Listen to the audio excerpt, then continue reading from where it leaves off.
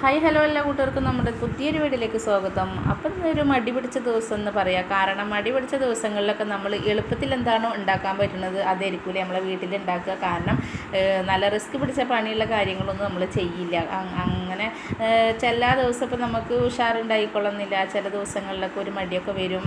ആരെങ്കിലുമൊക്കെ ചുട്ട് തന്നാൽ ആരെങ്കിലുമൊക്കെ ചെയ്ത് തന്നാൽ കഴിക്കാമല്ലോ അങ്ങനെയൊക്കെ തോന്നിയ ദിവസങ്ങളൊക്കെ ഉണ്ടാവില്ലേ. അപ്പോൾ ആ ദിവസങ്ങളിൽ നമുക്ക് എന്താവും, എളുപ്പത്തിൽ എന്തെങ്കിലുമൊക്കെ കാട്ടിക്കൂട്ടാമെന്ന് വിചാരിക്കും. അങ്ങനത്തെ ഒരു ദിവസം തന്നെയാണ് കേട്ടോ ഇന്നത്തെ എൻ്റേത്. അപ്പോൾ ഞാൻ എന്താ കാട്ടി, രാവിലെ എണീച്ച് നോക്കുമ്പോൾ രാവിലത്തേക്ക് നാഷ്ട എന്ന് പറയുന്നത് നമ്മളെ രാവിലത്തെ ചായയുടെ കടി ഉണ്ടാക്കാനൊന്നും ഉണ്ടായിരുന്നില്ല. അപ്പോൾ വേഗം തന്നെ എണീച്ച ഉടനെ തന്നെ നമ്മൾ പച്ചരിനെ വെള്ളത്തിലിട്ടു. അപ്പോൾ ആ ഒരു നേരത്തിനുള്ള പച്ചരിയാണ് കേട്ടോ. അപ്പോൾ 1.25 നാഴി പച്ചരിയാണ് ഇട്ടിട്ടുണ്ടായിരുന്നത്. ഇട്ടതിൻ്റെ ശേഷം അത് നന്നായി കഴുകിയിട്ട് കുതിരാനായിട്ട് വെച്ചിട്ടുണ്ട്. അപ്പോൾ 1 മണിക്കൂർ മതി. റേഷൻ പച്ചരി ആയതുകൊണ്ട് 1 മണിക്കൂർ മതിയാവും കുതിർന്ന് കിട്ടാൻ. അപ്പോൾ അതിൻ്റെ ഇടയിൽ നമ്മൾ രാവിലത്തെ ചായ വെക്കുകയാണ്. അപ്പോൾ ചായ കൂടിയൊക്കെ കഴിഞ്ഞ് ഒരു അരമണിക്കൂർ കഴിയുമ്പോഴത്തേനും നമ്മൾ അരിയും കുതിർന്നിട്ടുണ്ടാകും. അപ്പോൾ ഒരു 5-5:30 ഇട്ട് കഴിഞ്ഞാൽ ഒരു 6-6:30 ആകുമ്പോൾ നമുക്ക് ഇത് അരച്ചെടുത്ത് വെക്കാം. പിന്നെ ഒരു 7:30 സാധാരണ നമ്മൾ നാഷ്ട. പിന്നെ ഇന്ന് ശനിയാഴ്ച ആയതുകൊണ്ട് നമുക്ക് സ്കൂളൊന്നും ഇല്ലാത്ത ദിവസമായതുകൊണ്ട് പതുക്കെ ചെയ്താൽ മതിയല്ലോ. അപ്പോൾ അങ്ങനെയൊക്കെ വിചാരിച്ചിട്ടാണ് ഇപ്പോൾ അങ്ങനത്തെ പരിപാടിക്ക് നിൽക്കുന്നത്. അങ്ങനെ നമ്മൾ ചായയോടെയൊക്കെ കഴിഞ്ഞതിന് ശേഷം അരി നന്നായി കുതിർന്നിട്ടുണ്ട്. അപ്പോൾ വേഗം തന്നെ അരിനെ നമ്മൾ ജാറിലേക്ക് ചേർത്ത് കൊടുത്തു. പിന്നെ ഇതിൻ്റെ കൂടെ ചേർക്കുന്നത് ചോറാണ് കേട്ടോ. കാരണം തലേ ദിവസം ബാക്കിയായ ചോറുണ്ടെങ്കിൽ ഒരു 2.5 പിടിയോളം ചോറൊക്കെ നമുക്ക് ഇതിലേക്ക് ചേർത്ത് കൊടുക്കാം. 1.25 പച്ചരിക്ക് കൈക്ക് ഇങ്ങനെ പിടിച്ചെടുക്കണ 2.5 പിടി ഉണ്ടെങ്കിൽ കറക്റ്റായിക്കോളൂ കേട്ടോ. കൂടുതലായാൽ കഴിഞ്ഞാൽ പിന്നെ നമ്മൾ ചട്ടിയിൽ നിന്ന് ദോശ കിട്ടില്ല. അത് കാരണം അങ്ങനെ ചെയ്യാണ്.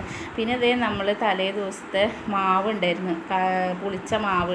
അപ്പോൾ അതും കൂടി അതിലേക്ക് ചേർത്ത് കൊടുക്കുന്നുണ്ട്. കാരണം 1 മണിക്കൂർ നമുക്കിത് പുളിച്ച് കിട്ടിക്കോളും. ഇതിൽ തേങ്ങയിട്ടോ നമ്മൾ വേറെ ഒന്നും ചേർക്കണില്ല. അങ്ങനെ മൂടിയിട്ട് അതവിടെ വെച്ചേക്കുകയാണ്.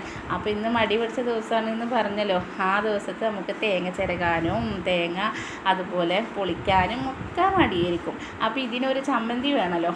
അങ്ങനെ നമ്മൾ എന്താ കാട്ടി, ചമ്മന്തിക്ക് വേണ്ടിയിട്ട് ഒരു എളുപ്പ ചമ്മന്തി ഉണ്ടാക്കാൻ വേണ്ടി പോവാണ്. അങ്ങനെ നമ്മൾ ഒരു സവാളനെ എടുത്തിട്ടുണ്ട്. അത്യാവശ്യം നിറയെ ചമ്മന്തി വേണമെങ്കിൽ നമുക്ക് 2 സവാള, 2 പച്ചമുളക്, 2 തക്കാളിയൊക്കെ ചേർക്കാം. ഞാനിപ്പോൾ കുറച്ച് ചമ്മന്തി മതി ആയ കാരണമാണ്. പിന്നെ ബാക്കി നമുക്ക് തലേ ദിവസത്തെ കറി ഉണ്ടെങ്കിൽ അതും എടുക്കാമല്ലോ എന്ന് വിചാരിച്ചിട്ട് എളുപ്പത്തിൽ ഉണ്ടാക്കുന്ന ഒരു ചമ്മന്തി ഉണ്ടാക്കുകയാണ്. അങ്ങനെ തക്കാളിയും പച്ചമുളകും സവാളയും ഒക്കെ അങ്ങോട്ട് മുറിച്ച് ചേർത്തിട്ടുണ്ട്. ഇനി പാകത്തിനുള്ള ഉപ്പ് ഇട്ടിട്ട് മിക്സിയിലിട്ടിട്ട് 2 അടി അങ്ങോട്ട് അടിച്ചിട്ട് വന്നിട്ടുണ്ട്. അപ്പോൾ നല്ല പേസ്റ്റ് പോലെ നല്ല മയത്തിലുള്ള ചമ്മന്തി കിട്ടിയിട്ടുണ്ട്. ഇനി ഇതിലേക്ക് കുറച്ച് വെളിച്ചെണ്ണ വേണം.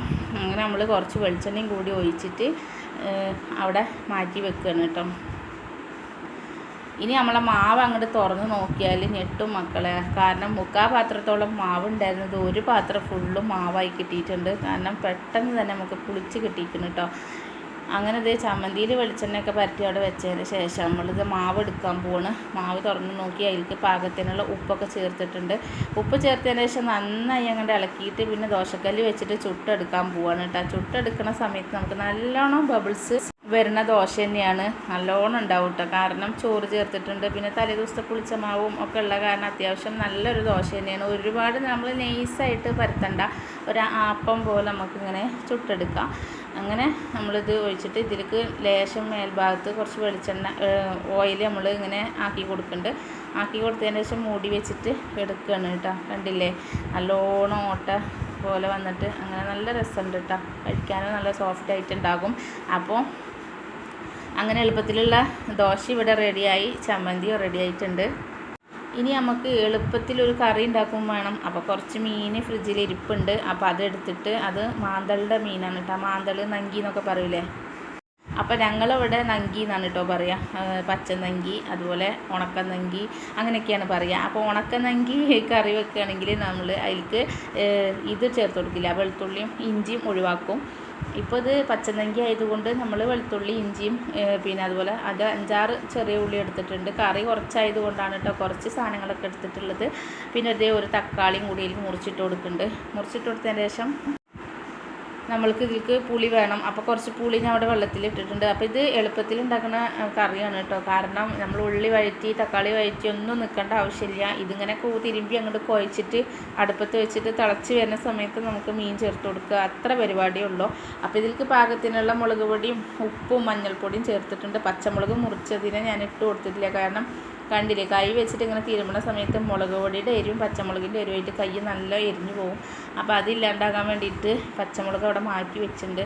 പിന്നെ അതേ നമ്മൾ പുളി ചേർത്തിക്കണം കേട്ടോ. അപ്പോൾ പുളി അത്യാവശ്യം നമുക്ക് പുളിയുടെ പാകത്തിനുള്ളത് മതിയാവും. അങ്ങനെ നമ്മളിത് വെച്ചിട്ടുണ്ട്. വെച്ച് അടുപ്പത്ത് വെച്ചിട്ട് തിളച്ച് വരുന്ന സമയത്ത് ഇതേ ഈ മാന്തൾ മീനാണ് കേട്ടോ. മാന്തൾ ഇട്ട് കൊടുത്തിട്ടുണ്ട്. അപ്പോൾ ഇതേ കണ്ടില്ലേ നല്ല കുറുകിയ കറി കൊടുക്കുന്ന കൂടിയിട്ട് എളുപ്പത്തിൽ വളരെ സിമ്പിളായിട്ട് നമുക്ക് കിട്ടിയിട്ടുണ്ട്.